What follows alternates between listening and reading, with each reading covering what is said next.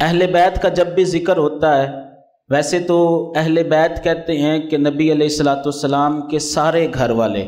کہ حضور علیہ الصلوۃ والسلام کی ساری ازواج مطہرات، حضور علیہ الصلوۃ والسلام کی ساری بیٹیاں، حضور علیہ الصلوۃ والسلام کے سارے داماد، حضور علیہ الصلوۃ والسلام کے سارے گھر والے۔ لیکن خاص طور پر جب اہل بیت کا ذکر کیا جاتا ہے تو 4 شخصیات کا ذکر جو ہے وہ سامنے آتا ہے۔ 4 شخصیات کی طرف ہمارا دھیان جاتا ہے۔ سیدنا علی المرتضیٰ شیر خدا رضی اللہ تعالیٰ عنہ، سیدہ فاطمہ الزہرا سلام اللہ علیہا، حضرت امام علی مقام حضرت امام حسن مجتبی اور حضرت امام حسین رضی اللہ تعالیٰ عنہ۔ اور کئی مقامات پر حضور علیہ الصلوۃ والسلام نے خود فرمایا اللہم ہؤلاء اہل بیتی، اے اللہ یہ میرے گھر والے ہیں، کئی مقامات پر۔ اور جب آیت مباہلہ نازل ہوئی، یہودیوں کو اللہ رب العزت نے فرمایا کہ تم اپنی عورتوں کو لے کے آؤ، ہم اپنی عورتوں کو لے کے آتے ہیں، تم اپنے بچوں کو لے کے آؤ، ہم اپنے بچوں کو لے کے آتے ہیں، تم اپنے مردوں کو لے کے آؤ، ہم اپنے مردوں کو لے کے آتے ہیں، تو تب بھی حضور علیہ الصلوۃ والسلام حضرت علی المرتضیٰ، حضرت فاطمہ، حضرت امام حسن اور حضرت امام حسین رضی اللہ تعالیٰ عنہ کو ساتھ لے کے گئے۔ تو خصوصاً ان 4 شخصیات کا آج ذکر کرنا ہے۔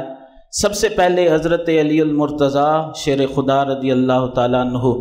ام المؤمنین سیدہ عائشہ صدیقہ رضی اللہ تعالیٰ عنہ کہتی ہیں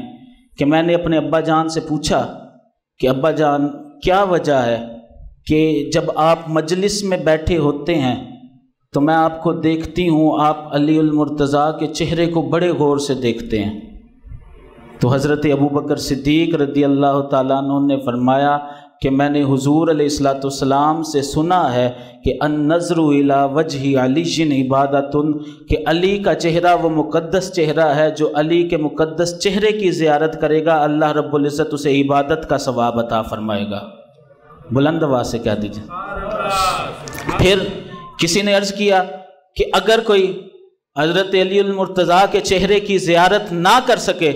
تو حضور علیہ الصلوۃ والسلام کا دوسرا فرمان بھی موجود ہے، فرمایا ذکر علی عبادۃ، جو علی کا ذکر کرے گا اللہ رب العزت اس کو بھی عبادت کا ثواب عطا فرمائے گا۔